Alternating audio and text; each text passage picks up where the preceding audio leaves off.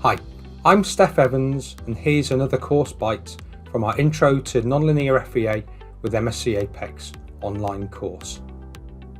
Non-Linear FEA has historically been complex and can often lead to problems with solution or no solution at all.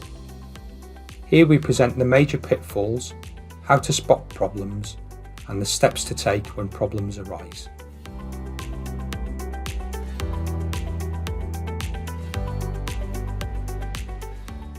Non-linear FEA requires considerably more understanding and setup over a linear FEA workflow.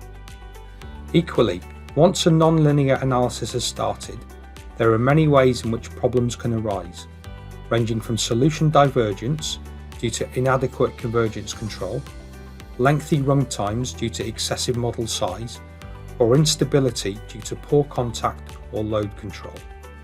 In this course, we'll look in detail at the solution output to understand how well the solution is progressing, where problems may lie, and what corrective steps are required. Remember, we've got free trials of all our courses, and there are free versions of Apex to allow you to follow the tutorials at your own pace.